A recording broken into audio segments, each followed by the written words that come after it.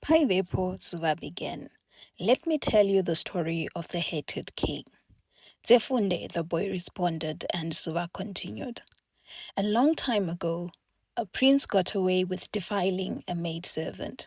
After the maidservant had been banished because of falling pregnant out of wedlock, the king had called his son to his private suite. My son, the king said, his voice resigned and his posture stooped. What have you done? The prince did not respond. He did not know what to say. Do you realize that you have effectively handed the crown away to a stranger? The father asked again. Do you realize that if that girl gives birth to a son, then the crown will shift into an illegitimate king's hands? The prince did not respond again. He just sat there with his head in his hands, both ashamed and fearful of his father's judgment. Our only hope for this crown is for you to have a son as soon as possible, the king continued. If ever that girl sends back her son here, then we can always say the illegitimate child is younger, and we will have no one to dispute that because the illegitimate son will be born in the forest. What shall I do then, Baba, as I have no wife? The boy asked. We know that we have a festival of beauties for the prince to choose a wife. The festival can only take place after the first rains, and we still have 2 or 3 months before the rains begin. The king scratched his head and then said, The festival of beauties has to happen very soon. I know people will question this, but we don't have time. True to the king's word, the bans for the festival were announced, and even though people were a little shocked as to why it was happening early, no one dared to raise their objections to the violation of custom, as it was the king's wish and his word was final. The girls in the kingdom eagerly prepared for the festival, paying special attention to the kinks and coils of their hair, and taking longer in the river when they bathed so their skin glowed. The slimmer ones ate more food because they had heard that the prince liked sturdier girls, while the thicker ones ate less. Everyone wanted a seat in the royal house. Parents of marriageable girls also spent a lot of money on skins, hiring dressmakers and skin tanners so that their daughters' clothes would stand out and would attract the prince quickly. Those without wealth borrowed from those who had so they could buy the girls special clothes. They paid visits to fortune tellers in the middle of the night to assess the chances that their daughters had. They had their daughters drink potions for luck and for love that they purchased from potent herb doctors and herbalists. Parents with the gift of witchcraft flew over their daughters' competition on hynahs and winnowing baskets at night in attempts to jinx competition. Everyone wanted their daughter to win. A marriage to the prince would ensure a strong alliance, a kinship to royalty, and good standing within society. As the rest of the village excitedly and feverishly prepared for the festival, there were changes in the prince's routine. There were no longer any maidservants that came to his heart. The king had had a newly married young man become the servant. This again was strange to the council and the entire village, as there were some roles that were effectively reserved for women. Tasks such as carrying bath water or serving food. But again, the king had an excuse for this customary violation. The prince is about to marry, he said to the unspoken questions from the council. He needs to have young married men around him so he learns how to become a better husband when he marries. The council members had laughed and nodded as though they agreed, but still they found it strange. The day of the Festival of Beauties dawned, and girls across the kingdom arose early, way before the cocks crowed, and started preparations. Only a few had the courage to ingest some food, with the rest too jittery to think of eating. The questions that raised in each girl's mind were, could it be me? And could I become the next queen? As the sun started its ascent into the sky, Fadzai and her mother and little brothers and sisters left their home. The daughter of a wealthy cloth merchant, Fadzai had grown up in relative wealth, and from a young age she had had the best of everything. I have heard a good word with the king regarding the prince's marriage, her father had told her the night before the festival. I have told him of the vast opportunities that a union between our family and the royal family will have for both of us. I have promised him that if you marry the prince, I will broker more favorable trade with kingdoms far and near. He seemed amiable to the marriage, but he says the final decision to marry will rest with the prince. So you, my daughter, outshine all of them tomorrow. Position yourself in front of the other girls. Make sure you stand directly before him. And I know we have taught you to be demure before royalty, but tomorrow, be brazen. Tomorrow night you should be sleeping in the royal compound. Now, as the family walked to the festival arena, Father's mother put her hand on her daughter's shoulder. There is a reason why you were born shortly after the prince was born, the mother said. You were born to be a queen. Remember that. Fadzai nodded. By the time they got to the arena, the crowd was abuzz. Families sat spectating in the seats around the arena, while the arena itself was riotous with yellows, greens, oranges, reds, and purples, as young women from across the kingdom jostled for space and a place in the royal kingdom. Fadzai's mother patted her daughter's shoulder and with a gentle shove pushed her towards the arena. Fadzai did not waste time. She pushed and shoved her way to the front, not caring for the cries of pain as she stepped on feet or the glares that followed her as she overtook the girls who had come earlier than she had. Finally, she got to the front where she roughly nudged a girl by the elbow and seated herself smack bang in the middle. As the arena filled up, music and drums began to sound and the crowd sang along, but not one of the girls joined in as they waited eagerly for the royal family to arrive. The prince and his family did not arrive until afternoon, and by then the crowd was lethargic from the sweltering sun and the girls had begun to droop like thirsty flowers. But the entrance of the royal family was like much-needed replenishment as the crowd packed up again, the music soared higher, and the girls rubbed off the dust that had settled on their shins and licked their chapped lips back to moisture. Once the royal family had settled down, the chief advisor, Jerry, stood. People of Gara, he said to the arena, thank you for your patience in waiting for us and your understanding in preparing for this dance out of season. Now, as is the custom, all the maidens within the arena shall, at the sound of music, start their collective GT dance, and it shall be secular, so that all maidens get to dance before the prince. Then we will have the individual dance for all the maidens, and the prince will have the liberty to either choose the one he wants to marry or select a few that catch his eye to dance again before he makes the ultimate choice. Understood? There was collective assent from the crowd. Musicians, Jerry said, turning to the band, take it away. The girls formed a circle and began to dance GT, their feet pounding the background until dust rose in billows, their waists moving as though of their own free will, and vigor pounding through their souls as the circle placed them before the prince. Fadzai did not even gyrate or stomp her feet into the ground, instead turning to face the prince straight in the eye and smiling shyly at him while dancing sedately. When they were done, the individual dances commenced and Fadzai was amongst one of the first dancers.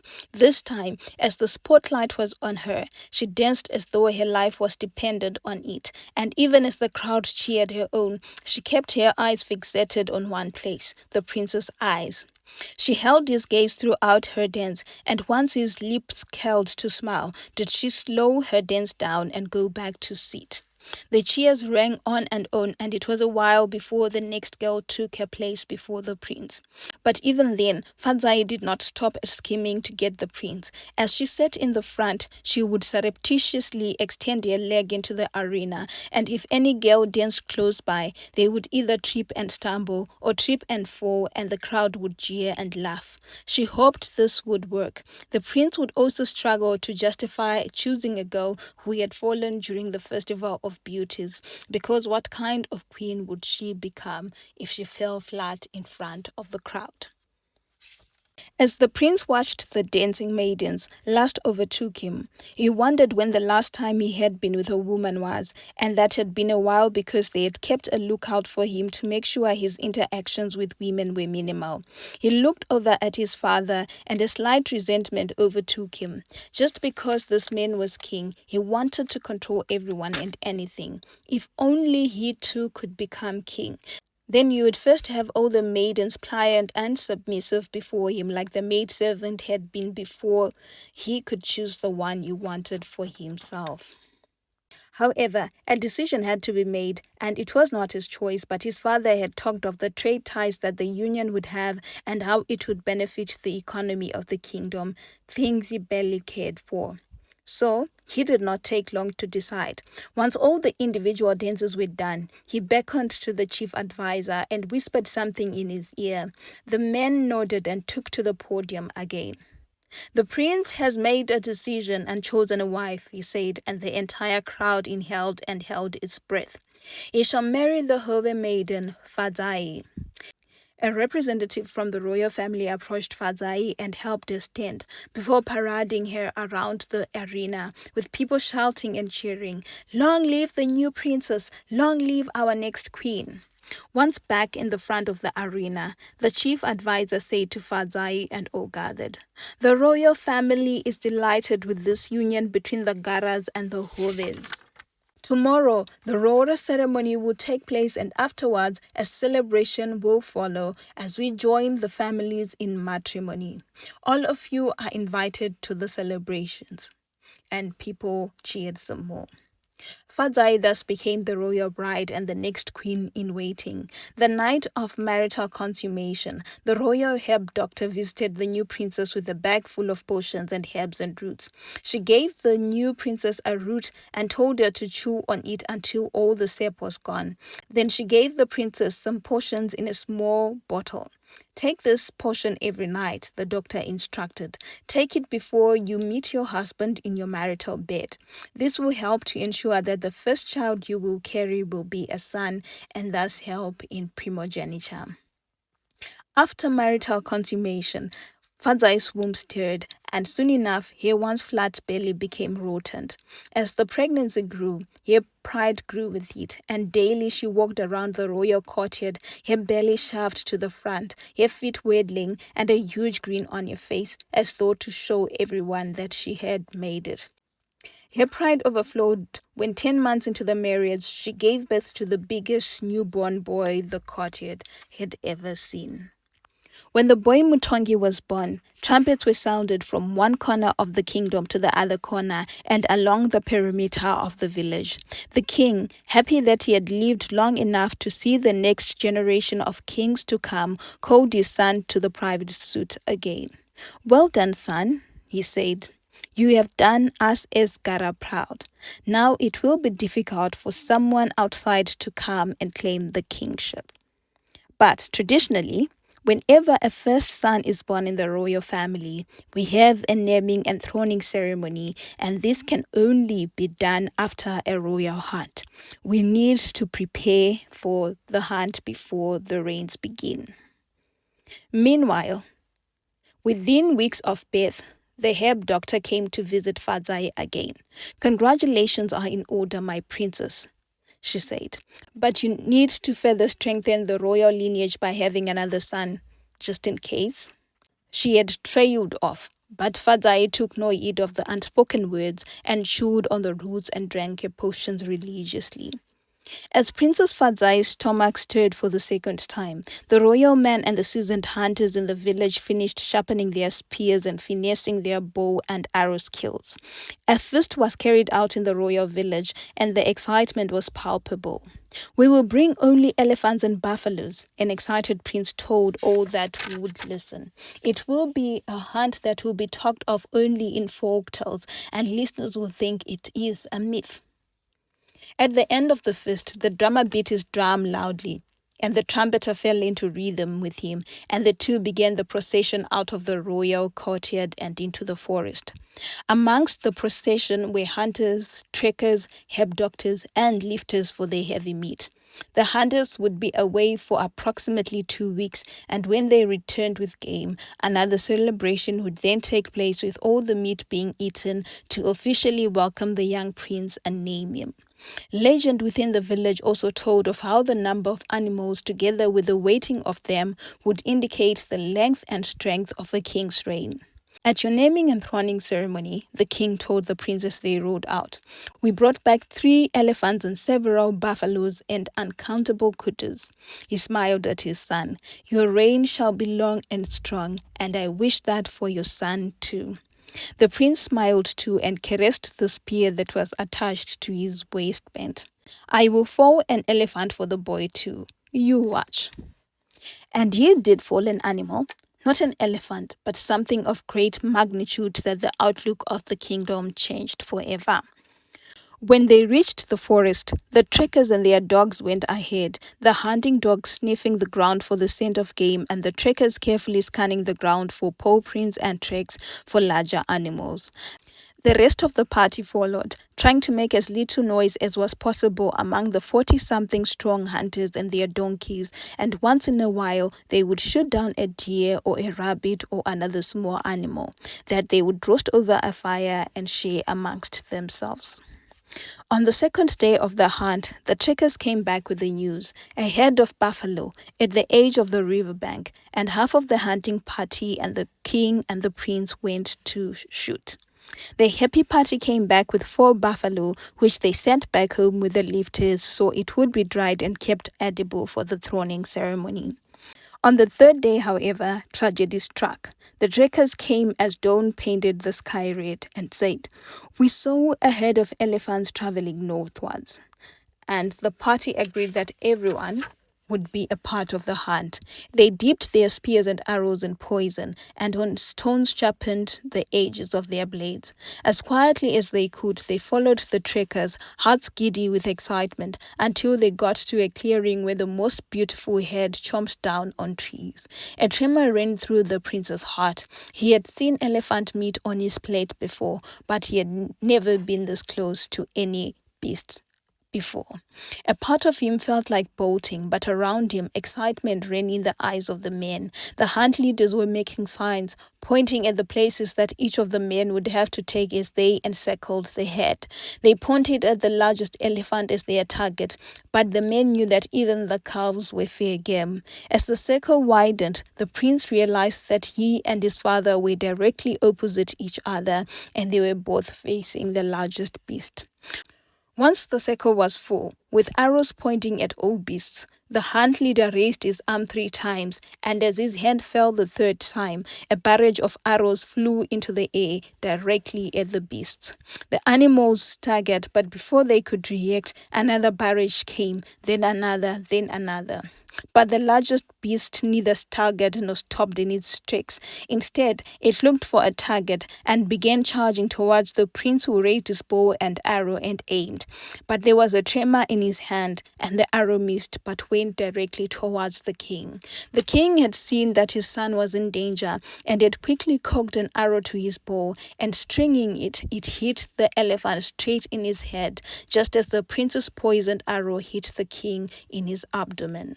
The prince watched in horror as his father fell, then realized that no one else was looking at the king as they concentrated on the fallen and falling beasts beside them. He ignored everyone else and ran to his father's side as the man lay on the ground looking upwards, his eyes dazed.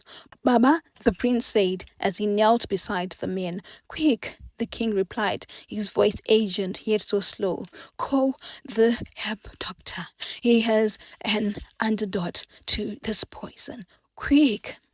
The prince made as if to rise, but then, like a kaleidoscope, his future as king rushed through him. He saw himself sit in the king's throne, make decisions on behalf of the kingdom, banish people at will, and find the women he wanted. He would never live under the shadow of his father again. So he stalled and waited, ignoring the excited commotion behind him and the initial pleas in his father's face and the eventual realization in the dying man's face as he realized that a new king was just rising. Only when the old king's eyes stopped moving and he stared unseeing past the foliage of the trees and into the sky, and only when the pulse in the wrist the prince held died down, did the new king open his mouth and lungs to scream a piercing cry that silenced the excited hunters before him. The hunters rushed towards the old king, and the herb doctor opened his bag of potions, but it was too late. The man was gone, and the hunters could not tell which arrow had fallen their king. And that afternoon, as the royal hunt ended, and as they dragged the carcasses of the fallen beasts, they carried too the cold body of their king back home. The king's funeral was sedate, and the people of Gara mourned him. He was a fair king, they said. Whenever we went to him with our issues, we knew they would be resolved fairly. He loved children and youth, so others reminisced, always saying they were our gift for the future. And unlike kings from other kingdoms, still others said, he hardly ever executed people without just cause. You would always find a better option. We were free and happy in this kingdom. We hope our new king will also be as just as his father was, others said. At his burial, all the 16 tusks from the slain beasts were buried with him, as he had died during the great hunt, and were his last treasures as reigning king. The day after the burial, the new king was ordained. Barely more than his crony led, he tried by all means to ensure that he hid his smugness behind a veil of sadness at his father's passing. Despite a king's crowning being extravagant, the young king said he wanted a quiet affair as his father had just passed. But as he sat on the throne after the crown was placed on his head, he could not help but feel proud. He also had a small and sedate naming and throning ceremony for his son the following day. Then his reign began. He called the advisors to hear the state of affairs in the kingdom. We are barely making it, my king, the chief financier said. The royal house has debts in other kingdoms, and every month, when tributes come, we struggle to pay off the debts. We are barely making it. What's the problem then? The king asked, his voice quiet and calm. We should just increase tributes. There was a shaking of heads amongst the advisors, and one of them, PC, spoke up. My king, when your father was alive, he was adamant that we should never raise the taxes as the people were already struggling and they will be overburdened by new taxes. Perhaps, my king, you can suggest another strategy. The king stared at the man for a long moment, and the man withered, withdrawing back into his seat without another word. Then the king spoke. It would do all of you good to remember that I am the king. My father is gone. And his reign was just that, his reign. You shall all listen to me. He turned to the chief financier and still in a quiet voice said, raise the tributes. Anyone who fails to pay will be punished. Then he turned to PC, the advisor who had spoken up. And you, sir, you have directly defied my order and come up with explanations. You have undermined my rule, and that, my say, shall be tried before the royal court as treason. With that, the young king stood, and with a flourish of his royal garments, he retreated to his suites, leaving all the advisers aghast. If PC had not taken the king's word seriously that day, then on the day of the royal court, he and 3 other men realized how serious the new king was. The 3 men had refused to pay the new tribute, saying it was too exorbitant, and sending the tribute collectors back empty-handed, and again their crime was categorized as treason. The hearing for the 4 men did not last for more than a minute, for as soon as the king sat on his throne, he had looked at the 4 men in turn, then turned to the crowd and proclaimed in a quiet voice, guilty as charged. You are all sentenced to death by beheading. When the crowd collectively gasped, the king's eyes fell on a young woman carrying a baby strapped to her back, whose mouth was wide open in shock, and he called her forward. When she stood before him, he asked quietly, why are you shocked? Do you condone the acts of those men? Are you saying my judgment is too harsh. The woman did not know whether to shake her head or to nod, but the king did not waste his time and continued. You have undermined my ruling, and therefore I charge you two as treasoners. You shall join these 4 men. No one in the crowd gasped. No one even twitched. Someone, get the baby, the king called out, and an old woman unstrapped the child from the trembling woman. Then the king snapped his fingers and called out, Executioner! And an old wrinkly man with a machete bigger than him came, and without any beating, slashed heads off. Not one person in the crowd cried out loud, not even one, and people began to borrow grain and livestock from each other to pay their tributes. One afternoon, barely a moon after his crowning, he thought of the maidservant again, of her deep, bottomless eyes and their pliant flesh under him. He decided to take a stroll around the village to see if he could find someone like her until he got to the river where maidens and women bathed. From a distance, he spotted a young one and deduced she was the daughter of a painter, Shumba. Back in the courtyard, he summoned for Shumba. The middle-aged man came to kneel before the king and said, Yes, my king, bring your daughter here. The king said quietly, The maiden. The intention in the king's voice was clear, and Shumba balked. My king, he said slowly, the maiden is betrothed to marry. He was quiet for a while, mentally scratching his hand, fearing the wrath of the young king. But I have a widowed daughter who has returned home. I will bring her for you. The king's nose twitched, and a long silence stretched between them. Then he broke the silence and said quietly, Are you defying a direct order? Before Shumba could answer, however, the king had dismissed him. Leave my sight. And the man scurried away. The following day, a hearing for Shumba was called, and he was charged guilty of defying the king and beheaded. That same afternoon, Shumba's eldest son was summoned, and the king asked for the maiden. The maiden was brought to him, and this time he was careful with his seed, and no one in the village talked about it. And then more men were asked to bring their daughters to the king. One man, however, helped his maiden escape in the middle of the night. But when the king heard about it, the man was sentenced, and the executioner called to his job, and the family brought back the maiden for the king. One early morning, 2 women were coming from the streams, balancing clay pots of water atop their heads and walking on a quiet path. This king, one of the women said, he is so cruel. He is nothing like his father, who was a man you could approach and who would solve your issues with understanding. He is the devil, the other woman responded harshly. What did we do to the ancestors to deserve a man so cruel as a leader? The other woman sighed. Our problem as Gara is we don't have male leaders, because believe you me, if we did, then they would unite, take up arms and fight this evil man. You're right, we don't have real men in the village. That afternoon, the king called for a court, and the 2 women were summoned. This morning, you 2 had a conversation as you were coming back from the stream, the king said quietly.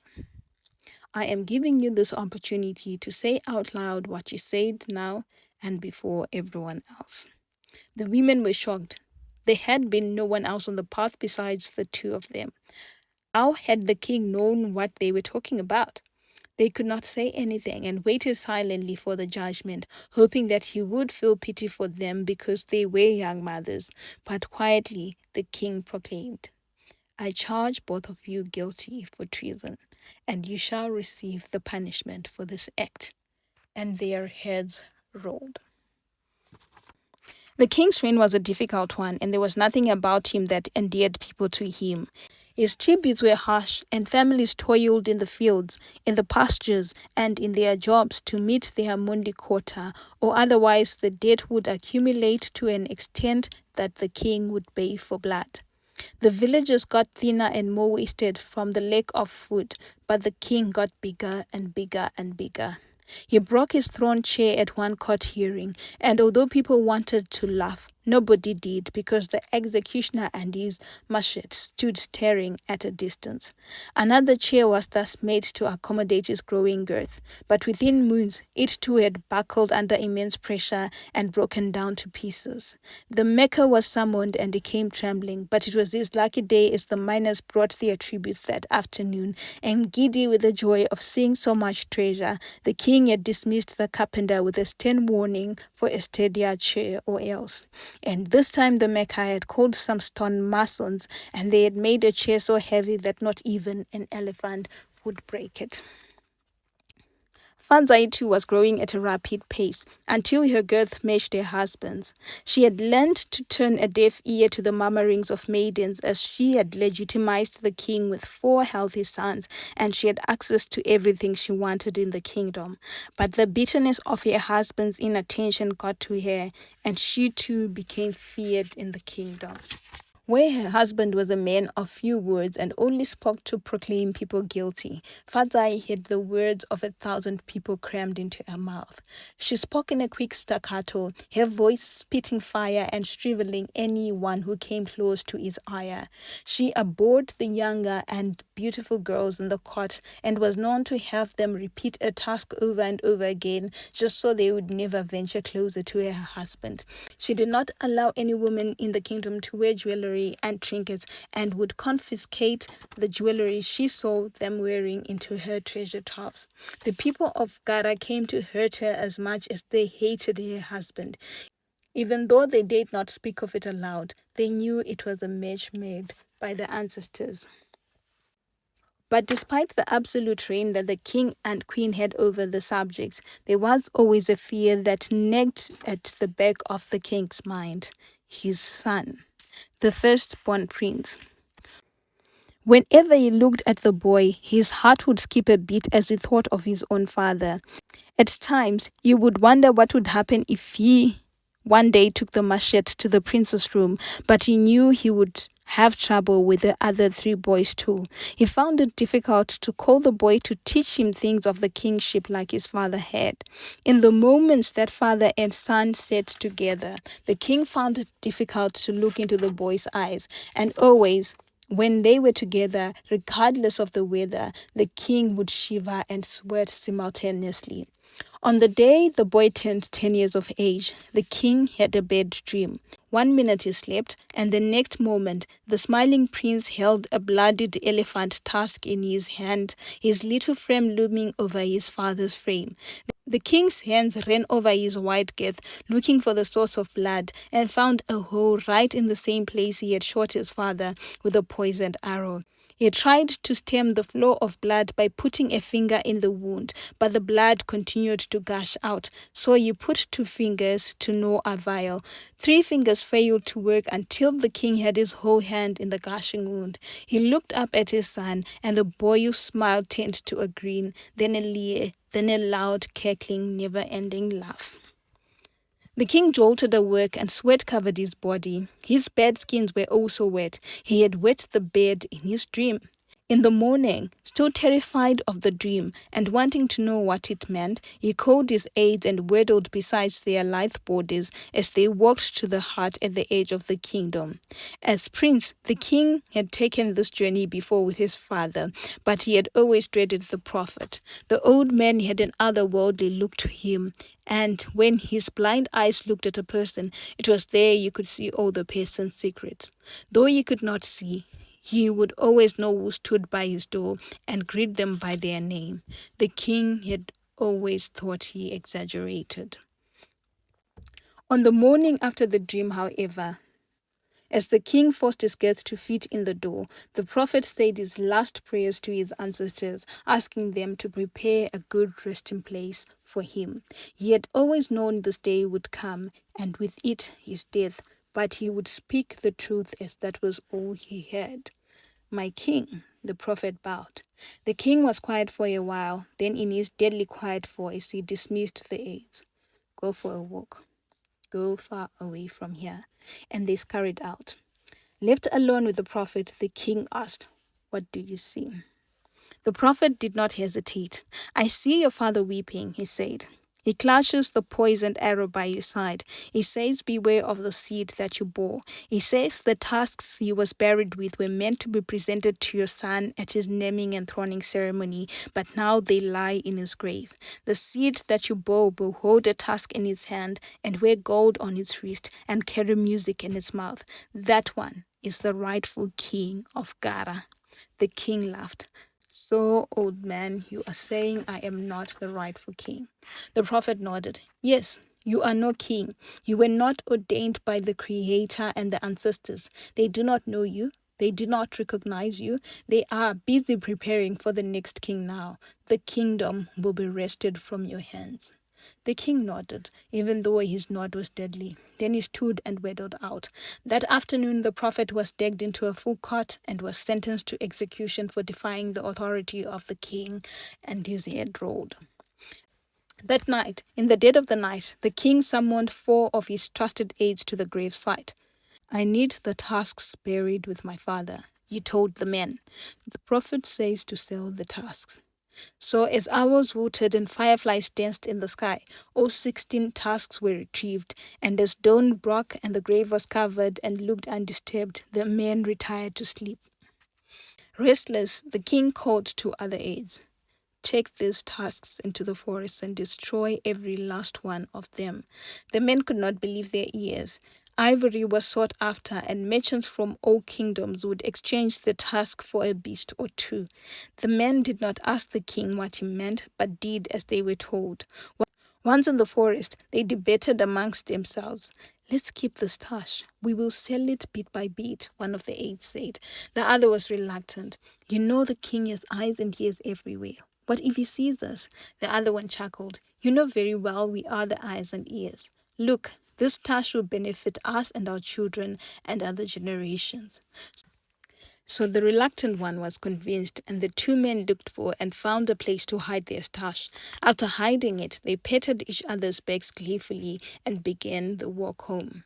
But unbeknownst to them, a pair of eyes had quietly watched all that had transpired. The eyes belonged to Queen Fazai. The end.